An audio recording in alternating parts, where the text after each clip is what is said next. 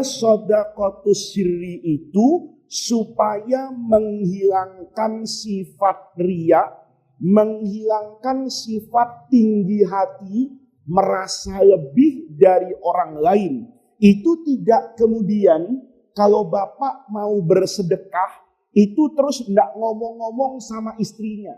Apalagi seperti pengajian yang lalu, ya kebetulan yang dikasih infak ini anak yatim, tapi ibunya cantik, gitu ya. Nah, kemudian tidak bilang-bilang, belakangan hari ketahuan, kenapa abang menyantuni anak yatim yang itu kok nggak ngomong-ngomong sama saya? Nah, suaminya pakai tameng saya. Nah, kamu ndak ngaji ke Masjid Hayatul Islam kemarin. Ustadz menjelaskan sedekah yang paling afdal itu sedekatu asri. Sementara antara suami dengan istri dalam hal itu kan tidak ada yang namanya riya, tidak ada yang namanya ujub. Nah, itu bukan berarti kemudian mengartikan sedekatus sirri itu diartikan secara semena-mena. Jadi tujuan utamanya orang melakukan sedekatus sirri itu adalah menghilangkan rasa riya, ingin dapat pujian dari orang lain, merasa tinggi hati, membanggakan diri, itu yang kemudian akan menghilangkan pahala kebaikan yang diberikan melalui sedekah. Maka pada malam hari ini kita akan membahas hadis yang kedua.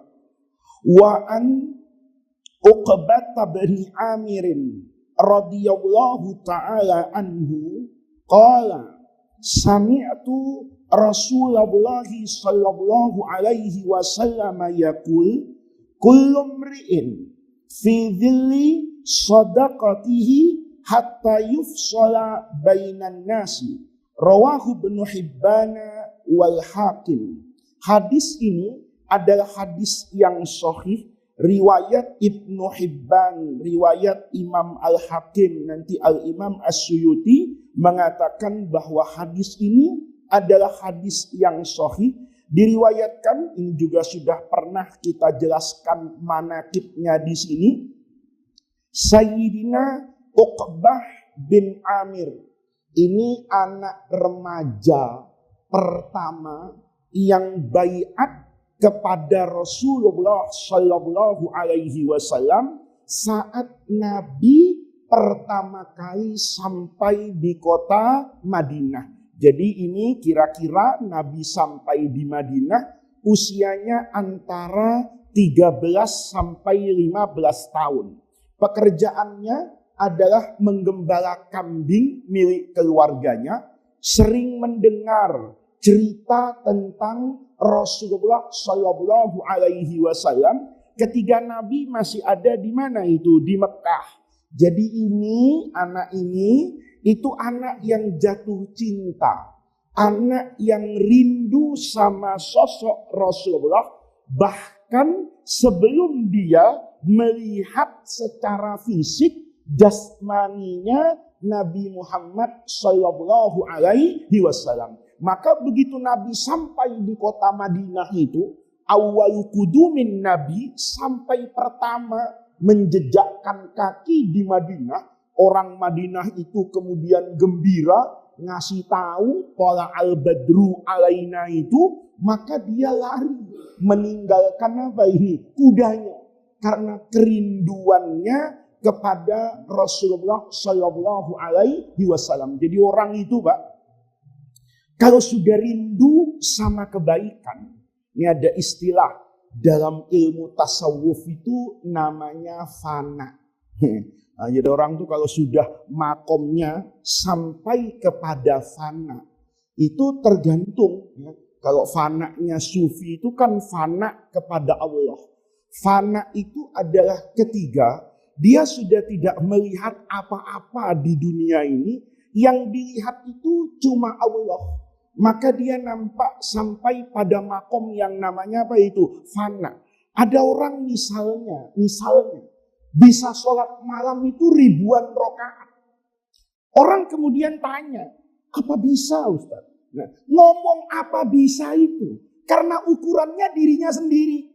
Kalau Ramadan nyari terawih yang paling cepat bagi ya. Begitu dia ngerasa Masya Allah terawih setengah jam itu rasanya lama.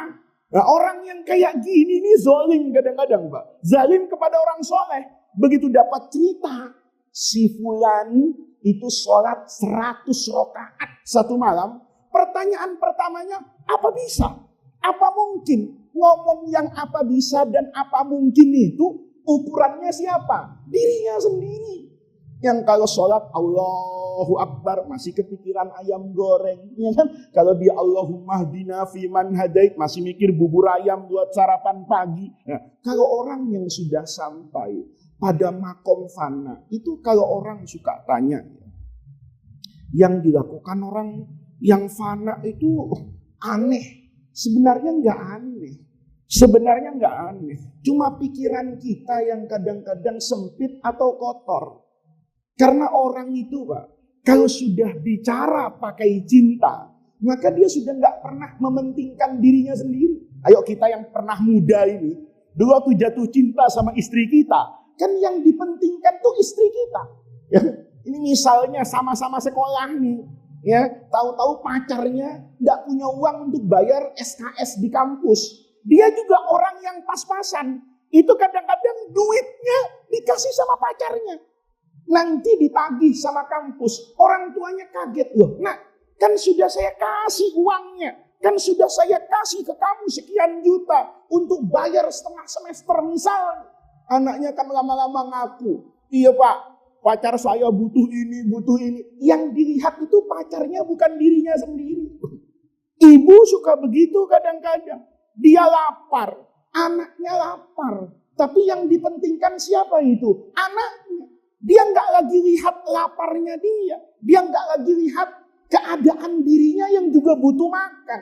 Tapi yang dipentingkan anaknya. Nah, ketiga orang itu hanya melihat yang dia cintai, itu secara bahasa namanya orang itu kata orang tasawuf fana.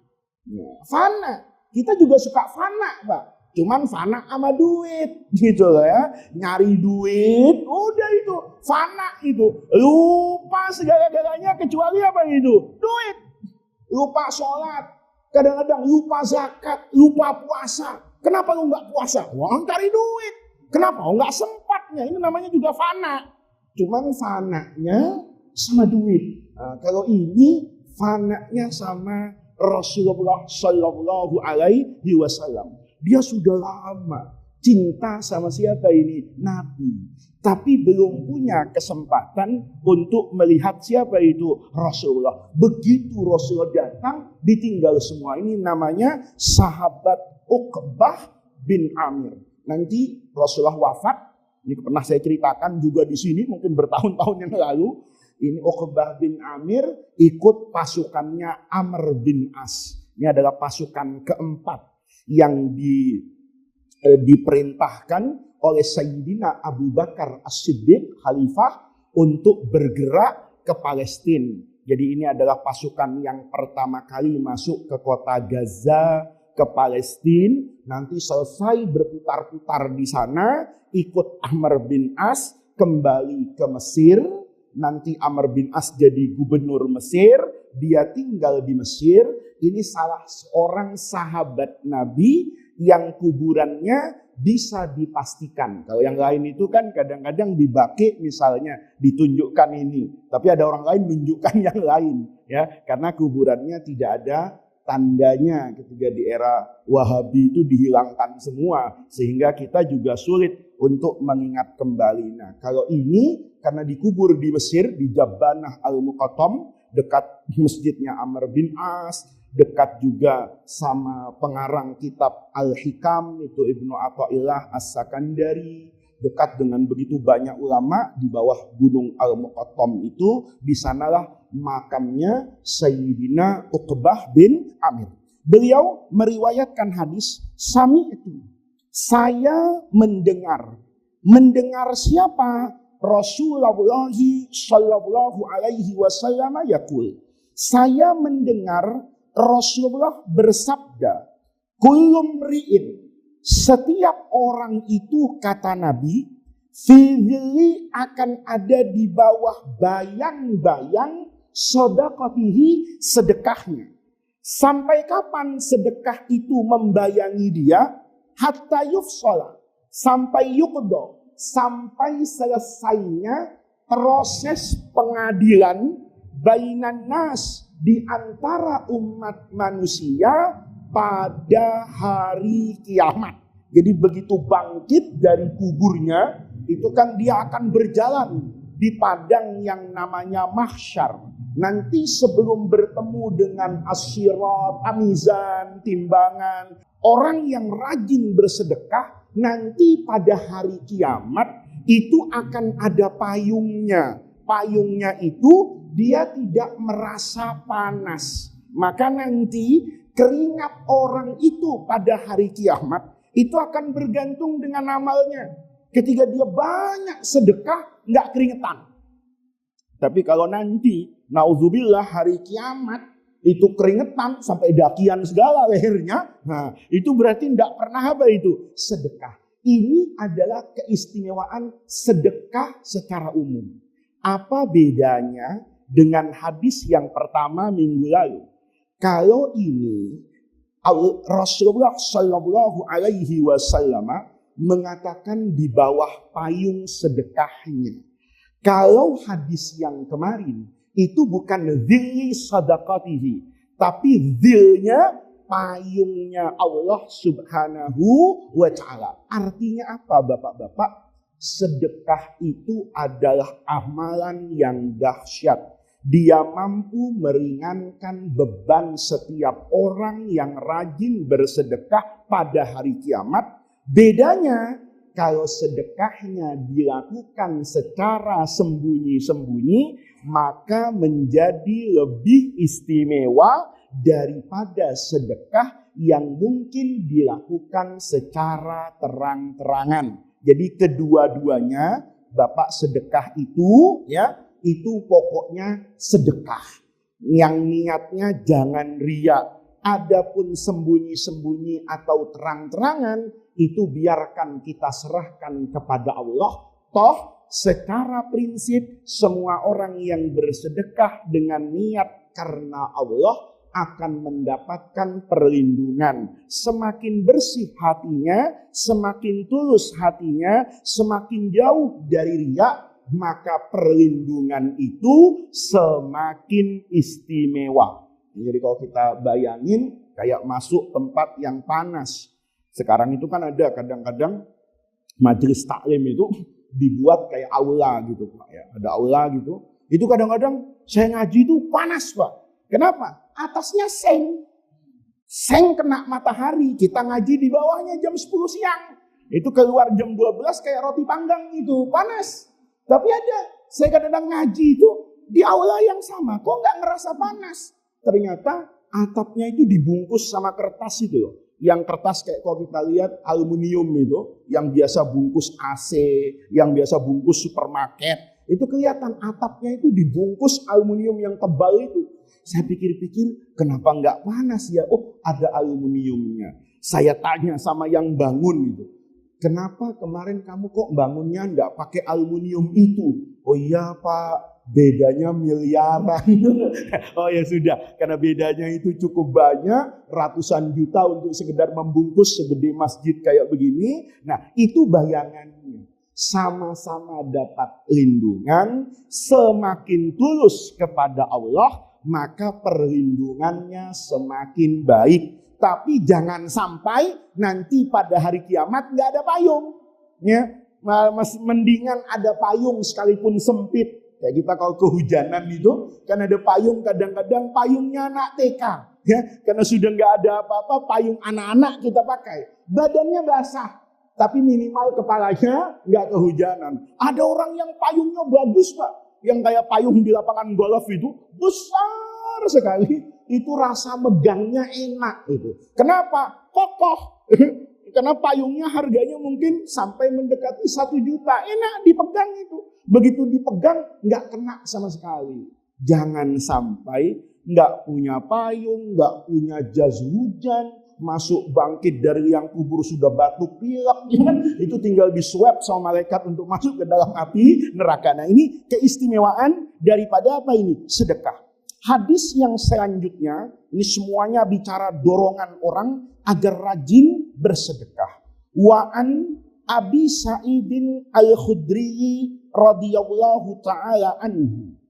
Anin Nabi sallallahu alaihi wasallam qala ayyuma muslimin kasa musliman thawban an uryin kasahu Allahu min khudril jannati wa ayyuma muslimin at'ama musliman ala ju'in at'amahu Allahu min thimaril jannati wa ayyuma muslimin saqa musliman ala dhama'in saqahu Allahu minar rahiqil mahkum.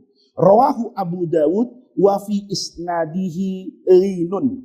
Hadis ini diriwayatkan oleh Al-Imam Abu Dawud radhiyallahu anhu. Hadis ini diperselisihkan oleh para ulama.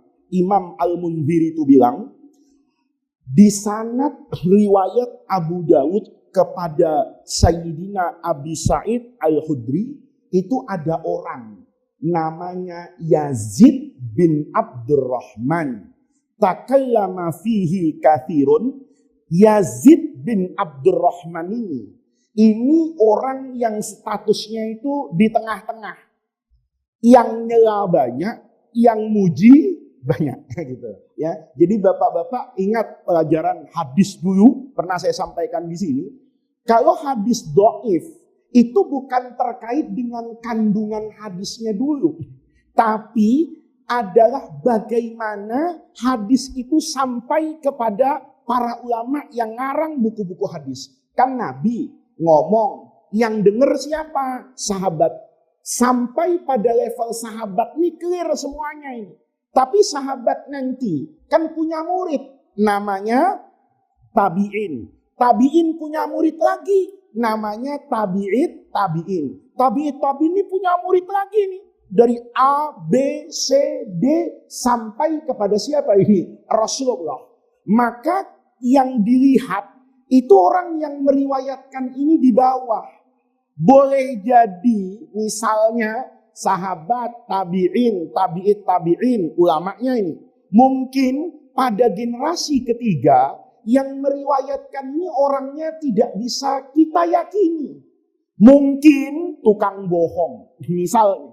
Boleh jadi dia nggak bohong, boleh jadi hadis itu dia nggak bohong. Tapi karena orangnya suka bohong, kita ragu nih, ini bener apa enggak? Karena dia apa ini? Bohong. Ya, kayak dulu ada cerita itu kan, ada penggembala itu, ya di mana di tanah Arab, di padang pasir itu ingin kambing. Terus dia mau ngerjain orang kampung. Dia teriak, ada serigala, gitu kan. Orang kampung keluar untuk belain dia, gembalaan kambing. Begitu sampai, mana serigala? Emang enak dibohongin, kata dia begitu. Besoknya diulangi lagi minggu depan, serigala, buatan orang kampung. Ternyata kejadiannya sama kayak kemarin. Nah, minggu ketiga beneran datang serigalanya, teriak dia, serigala. Orang sekampung gak ada yang bergerak. Kata orang, tolongin gak?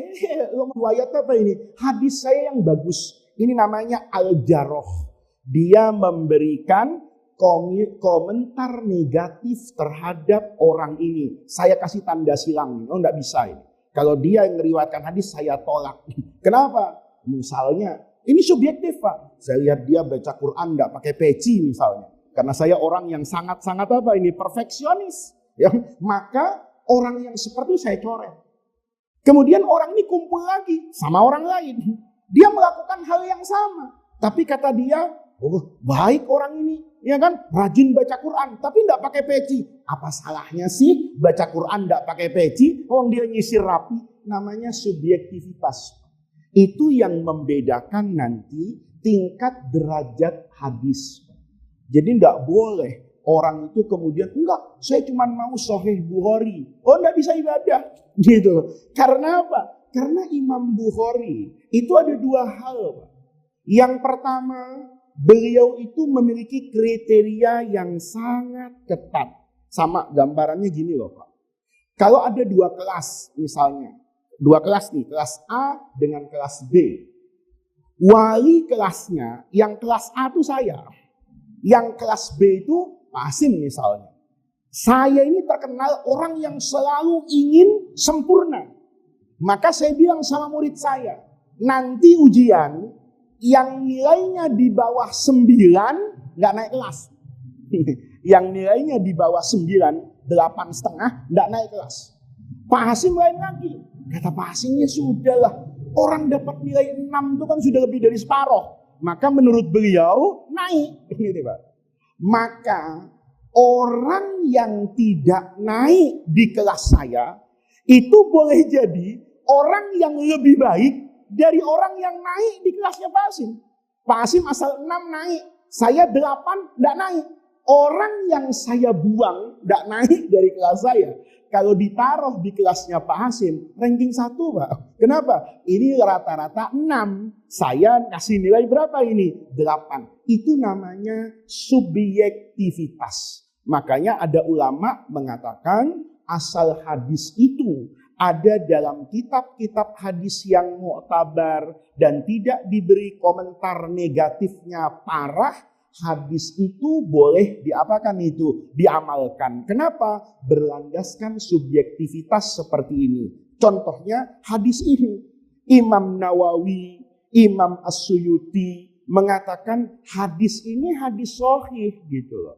Tapi Imam Ibnu Hajar Al-Asqalani bilang enggak gitu loh. Yazid bin Abdurrahman ini bukan orang yang memenuhi kriteria agar hadis yang diriwayatkan melalui beliau, hadisnya apa ini? Sahih. Bisa jadi di antara ulama itu punya penilaian yang berbeda.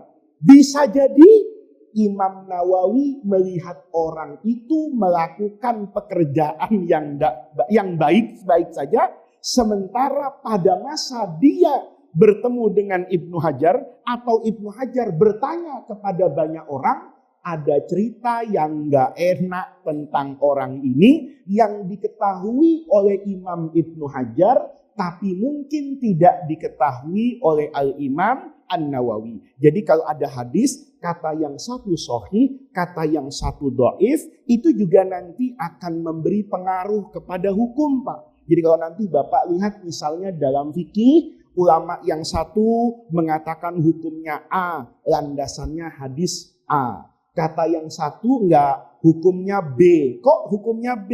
Karena hadis A itu menurut saya bukan hadis yang sahih, maka tidak bisa dijadikan landasan apa ini? Hukum. Ini status sanad hadis riwayat Sayyidina Abi Sa'id Al-Khudri dari Rasulullah Shallallahu Alaihi Wasallam. Tapi perlu diingat Bapak-bapak, hadis dhaif itu menurut ulama Ahlus Sunnah wal Jamaah itu boleh diamalkan untuk keistimewaan pekerjaan yang kita lakukan. Namanya fadailul a'mal. Bahkan kalau Imam Abu Hanifah itu melihat kalau hadis ini walaupun statusnya dhaif, tetapi tidak bertentangan sama sekali dengan Al-Quran dan hadis-hadis lain yang sahih, maka hadis ini dianggap hadis yang apa ini? Yang bisa diamalkan secara apa ini? Langsung. Hadis ini kan berisi apa ini? Keistimewaan. Tidak sedang mengatakan rukun iman, tidak juga sedang menjelaskan rukun apa ini? Islam. Dia bicara mendorong orang untuk semakin semangat dalam bersedekah. Apa kata Sayyidina Abdullah ibni Mas'ud? Saya dulu dapat mendengar dari Rasulullah Shallallahu Alaihi Wasallam. Apa kata Nabi? Ayyuma muslimin. Barang siapa orang Islam, siapapun dia Muslim, kasa. Kasa itu yang memberi pakaian. Musliman, orang Muslim yang lain, dia kasih fauban baju ala uryin untuk menutupi ketelanjangannya. Berarti orang ini tidak punya apa itu? Baju. Ya, ini bukan berarti harus telanjang. Bapak misalnya Ngelihat orang ke masjid, sarungnya ndak bagus. Bapak di rumah punya apa itu? Sarung. Sarungnya harus diapakan tuh? Kasih sama orang. Bapak kadang-kadang ngelihat, ini orang kok ke masjid. Ya, kadang-kadang kan kita suka menghakimi orang. Ini orang kan ke masjid kok pakai celana ya. Padahal ke masjid pakai celana kan ndak salah gitu. Kenapa ndak sarungan? Karena kebiasaan kita di Indonesia sarungan. Jangan begitu. Bisa jadi orang itu kepengen sarungan, tapi ndak punya apa itu, nggak punya sarung, nggak punya uang untuk beli apa ini sarung. Bapak kasih orang itu sarung. Kata Nabi, kalau ada orang memakaikan baju kepada orang lain di dunia, maka kasahullah, nanti Allah yang ngasih baju dia. Bayangin tuh, ya. Itu bisa bayangin Pak. Kita ngasih baju orang lah, katakan paling bagus berapa baju harganya, katakan ya yang mustahil lah 10 juta. Kita kasih baju satu orang harganya 10 juta. Nanti Bapak dibalas Allah yang ngasih baju. Sekarang kalau misalnya saya cerita sama Bapak-bapak, Pak, baju yang saya pakai ini dibawa sama malaikat Jibril loh dari Allah. Bapak mau nebus nggak kira-kira? Udah Ustaz copot, Ustaz tuker Avanza. Iya kan? Kenapa? Loh, baju dari malaikat Jibril. Kenapa? Kalau saya nemu bajunya Nabi Yusuf itu, ya, bajunya Nabi Yusuf itu, yang diusap-usap kena ayahnya itu Nabi Yakub, kemudian fartadda ilaihi basira, yang buta jadi sembuh. Itu baju, saya bilang, nih ada bajunya Nabi Yusuf. Mungkin bapak-bapak antri depan rumah saya lelang, ya, yang pas-pasan, Ustaz, saya ganti 1 kambing, ya kambing. Kata yang satu sapi, orang promo nggak, 50 pintu kontrakan, gitu. Nah, kenapa? Karena dari Allah Subhanahu wa Ta'ala. Nanti Allah yang kasih ganti baju bapak min khuduril jannati, dari pakaian yang paling mewah yang ada di dalam surga. Khudruh itu apa? Khudrun itu jamak dari akhdar. Akhdar itu hijau. Bukan berarti nanti bapak pakai bajunya hijau. Wah enak dong P3 sama PKB. Nggak usah beli baju baru. Kenapa? Sudah lambangnya apa ini? Hijau. Nanti kasihan PDI sama Golkar. Berarti tidak ada dong di akhirat. Bukan itu Pak. Hijau itu lambang dari kesuburan. Lambang dari kedamaian. Kayak bapak ke puncak, ngelihat hamparan yang hijau, itu kan kelihatan apa ini? Indah. Nah makanya itu dinisbatkan. Orang tanya, kenapa kok warnanya hijau? Karena dulu Nabi ada di mana itu? Di Mekah, di Madinah, itu kan padang pasir yang tandus. Kalau ngelihat pohon, itu seneng gitu. Makanya Nabi itu, kalau orang Arab secara umum, itu kalau ngasih kiasan, itu mesti matahari sama bulan. Gitu. Kenapa? Karena yang paling indah waktu malam di sana, ya cuma bulan. Kalau kita enggak. Kita tahu pohon, tahu gunung, tahu danau Toba, begitu loh. Jadi Bapak jangan protes. Kenapa warna kok karena hijau? Ya karena orang Arab tuh kalau nggak ngelihat hijau, itu seneng banget. Saya kalau bawa guru orang Arab Pak, ke puncak, itu ngeri Pak. Ngeri. Daun dicabut, digigit. Ya kan? Air mentah itu di Cibodas itu yang ngalir itu diminum. Saya takut sakit perut. Kenapa? Ya karena di Arab nggak ada air kayak gitu. Begitu dia ngeliat air jernih dari gunung, dia bilang ini sudah qit'atun minal jannah. Indonesia ini potongan surga. Tapi sering kita maki-maki Indonesia. Nah, orang Arab itu senang banget. Qit'atun minal jannah. Jadi kalau ada kata-kata hijau, itu kata ulama bukan artinya selalu apa ini hijau. Tapi itu karena dulu Rasulullah menyampaikan ajaran agama di kota Mekah, di Madinah. Maka yang paling indah, yang paling dirindukan itu adalah apa ini? Hijau. Sama Pak. Ya. Kayak Bapak baca Quran itu jangan kemudian nafsirnya aneh-aneh. Yang diharamkan dalam Quran itu lahmul hinzir. Dagingnya babi. Terus Bapak ngomong, daging sama tulang beda kan? Daging sama jeroan beda kan? Beda kan Pak? Bapak kalau beli ke pasar misalnya, Pak beli daging sapi, dikasih jeroan mau nggak? Nggak mau. Saya maunya daging, nggak pakai jeroan. Kita kalau makan sate kambing, itu yang uratnya udah asem-asem, itu pasti bilang, satenya jangan yang ada lemaknya. Karena kalau dikasih lemak nggak mau, karena lemak bukan bagian dari apa ini? Daging. Terus otaknya ini pintar separoh. Oh, yang haram itu daging. Kalau gue bikin bakso pakai tulang babi, halal. Karena yang Allah haramkan, daging. Lihat. Jangan lagi. Innal ladzina ya'kuluna amwalal yatama dzulman. Yang makan hartanya anak yatim. Pegang duit anak yatim. Kan nggak gua makan, gua beliin pulsa. Berarti boleh dong. Itu namanya pinter separuh gitu.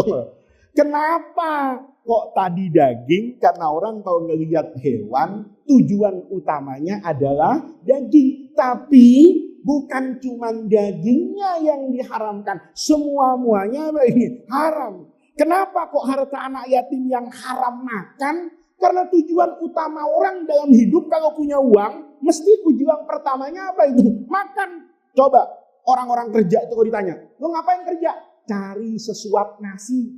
Padahal mau beli TV 60 inch itu ya kan. Tapi ngomongnya kerja mencari sesuap nasi. Padahal nggak ada orang cari sesuap nasi. Yang saya kerja Pak Ustaz, nyari apa? Sekarung beras, 3 karung beras, ya kan, sejurigen minyak goreng, kan begitu maksudnya. Nah, itu namanya memahami bahasa Arab yang disampaikan oleh Rasulullah. Kata Nabi, siapa orang ngasih baju orang, nanti Allah akan kasih dia baju.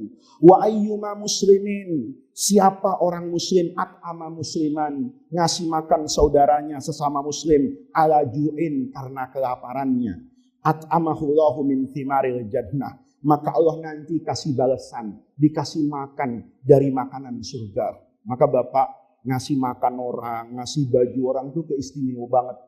Dulu guru saya itu ditanya, guru, musik apa yang paling haram? Musik apa yang paling haram? Kata guru saya, musik yang paling haram itu sendok dan garpu yang bersentuhan mengeluarkan bunyi di rumah orang kaya yang terdengar sama orang miskin. Itu musik yang paling haram. Bau apa yang paling haram? Nah ini kadang-kadang bau durian seminggu tetangganya cuma dapat baunya. Itu. Jadi kalau saya bilang, ada nggak Pak Ustadz bau yang haram? Ada. Orang masak gulai, masak soto enak, ngipas-ngipas sate, tetangganya seminggu cuma dapat apanya itu? Asapnya. Ya. Sudah susah makan, anak yatim, orang kaya tiap hari ngipas-ngipas. Malam ini sate kambing, besok soto, besoknya durian montongnya, itu baunya jadi apa itu? Haram, Pak. Karena itu menyakiti orang sampingnya. Kalau Bapak mau seperti itu, ingat, orang yang kasih makan orang lain nanti Allah kasih makanan di surga. Wa ayyuma muslimin, itu ya. Sako musliman, ngasih minum orang, ya. Ala dhoma'in, karena kehausan. Itu saqahullahu min rahiqil mahtum. Nanti dikasih sama Allah itu khamr yang asli di dalam surga, yang tersimpan bertahun-tahun di dalam surga, nanti Allah kasih minum itu. Di sini Bapak bisa paham kenapa pelacur yang kasih minum anjing itu masuk ke dalam apa itu? Surga. Karena dia saat ngasih itu ingat dengan Allah Subhanahu wa ta'ala yang Maha Rahman dan Rahim. Anjing ini makhluk Allah. Allah itu Ar-Rahman Ar-Rahim. Maka saya kasih minum anjing yang kehausan ini untuk menunjukkan kepada anjing bahwa Allah yang Maha Rahman dan Rahim itu tidak pernah meninggalkan makhluknya, bahkan sekalipun makhluk itu seekor anjing. Jadi gitu Pak, ya. Pelacur kasih minum anjing masuk surga. Tapi ada tapinya nih. Jangan dipahami semena-mena. Besok berhenti sholat. Kenapa lo berhenti sholat? Lo nggak tahu. Itu teh sama air jeruk yang diminum Faiz tiap malam Senin di Hayatul Islam. Itu gua boleh beli. Pelacur kasih minum anjing masuk surga. Gua bukan pelacur, Faiz bukan anjing. Kan gitu kan logikanya kan. Kalau pelacur kasih minum anjing masuk surga, apalagi saya kasih minum apa ini? Guru. Belum tentu. Kenapa? Ada hadis innamal a'malu binniyat. Jadi niat amal itu dahsyat betul. Ketika niatnya bagus, sekalipun keluar dari orang pelacur dan diperuntukkan kepada air liur binatang yang air liurnya najis mughalladah, kalau niatnya bagus, Allah kasih. Itu yang kata ulama, kadang-kadang niatul mar'i niat orang itu khairun min amalihi. Pahalanya lebih besar dari amalnya. Amal itu bergantung kepada niatnya. Orang yang kemarin Idul Adha motong ayam itu belum tentu pahalanya lebih sedikit daripada yang motong sapi. Tapi yang lebih parah lagi, sudah nggak motong ayam, nggak motong sapi, maki-maki orang, ngomongin orang. Nah itu, sudah gitu, nyolong daging korban, itu yang lebih apa ini? Lebih nggak benar. Jadi bapak-bapak, hadis-hadis ini kata ulama, ingin mengajarkan kepada kita al-jaza, balasan itu min jinsil amal. Selalu lurus dengan perbuatan kita di dunia. Kalau bapak ingin tahu, saya nanti Pak Ustadz kedudukan saya di sisi Allah itu gimana? Ya gampang, lihat aja kedudukan Allah di sisi kita. Kalau kita dapat ajaran agama kayak gini, saya nerangkan ini Nabi ngomong begini, sedekah, pulang di tangannya, di kantongnya ada duit nih, ya 10 juta. Ngelihat orang cacat di tepi jalan sedang mengemis, bapak melengos doang. Melengos doang. Nah, nanti di akhirat Allah juga melengos Pak sama kita. Kenapa? Karena ketika Allah ngasih tawaran untuk masuk surga, ngasih iming-iming, ngasih sarana, bapak tidak pedulikan apa yang Allah bapak kirim kepada kita. Kalau baca hadis kayak begini, ketika ada tetangga miskin, ketika ada orang susah, itu sebetulnya rahmat dari Allah. Allah ingin supaya jalan kita ke dalam surga, jalan kita bertemu dengan rahmat Allah itu semakin mudah. Orang yang menanam anggur, ia memetik anggur.